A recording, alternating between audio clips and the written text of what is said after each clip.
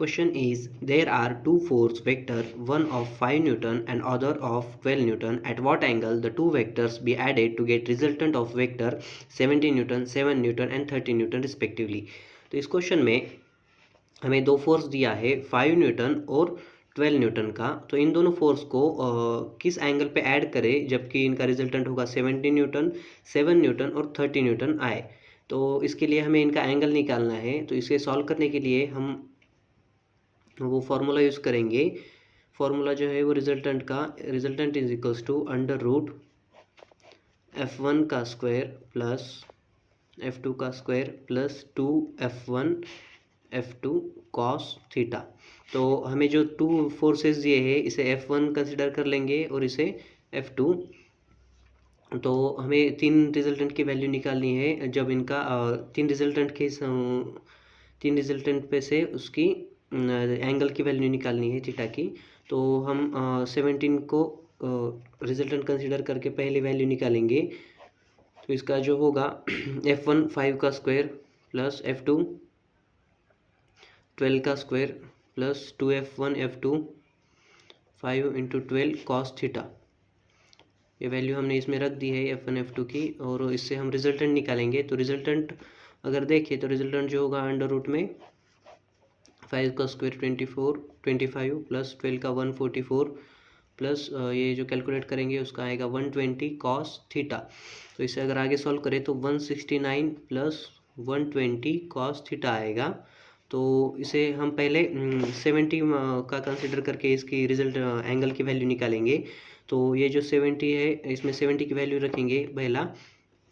तो 70 का इसका अगर स्क्वायर करेंगे तो 70 का स्क्वायर जो होगा वो होगा 289 इज इक्वल्स टू, इसका स्क्वायर करेंगे तो रूट का स्क्वायर डबल रूट करने के बाद रूट निकल जाता है, इसलिए 169 प्लस 120 कॉस थीटा। तो ये जो होगा इसे आगे अगर सॉल्व करें तो 289 माइनस 169 डिवाइडेड बाय 120, इधर मल्टीप्लिकेशन में इधर डिवाइड में आएगा 120 is equals to cos theta. तो कॉस थीटा की वैल्यू अगर निकालें तो वो होगी 120 डिवाइडेड बाय 120, इसमें से इसे माइनस करेंगे तो 120 आएगा। तो कॉस थीटा जो आ जाएगा 1 आ जाएगा। कॉस थीटा की वैल्यू क्या आ गई 1। तो कॉस थीटा 1 कब होता है जब कॉस थीटा की वैल्यू 1 कब होती है जब जो डिग्री एंगल जो होता है वो 0 डिग्री का होता है तब। तो हमारा 17 का जो रिजल्टेंट होगा उसका जो एंगल आएगा वो कितना आएगा 0 डिग्री आएगा। तो वैसे ही अगर दूसरा निकालें, दूसरा रिजल्टेंट है 7। तो 7 is equals to under root 169 plus 120 cos theta. इसमें हम रिजल्टेंट की वैल्यू रखेंगे इसमें।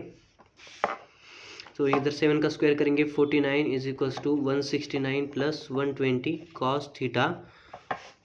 इसे अगर सॉल्व करें 49 minus 169 divided by 120 is equals to cos theta. ये जो आएगा माइनस में 120 divided by 120 is equals to cos theta.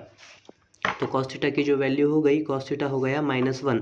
Cos theta -1 कब होता है जब इसका जो थीटा होता है वो 180 डिग्री होता है, तब कॉस थीटा -1 होता है। वैसे ही तीसरे रिजल्टेंट की वैल्यू निकालेंगे, तीसरे रिजल्टेंट का एंगल निकालेंगे। 13 is equals to under root 169 plus 120 cos theta.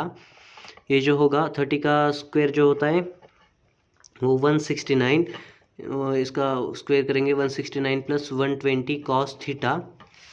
तो ये जो होगा 169 में से 169 गया -0 आएगा divided by 120 is equals to cos theta. तो कॉस थीटा की वैल्यू जो आ गई है वो कॉस थीटा की वैल्यू 0 आ गई।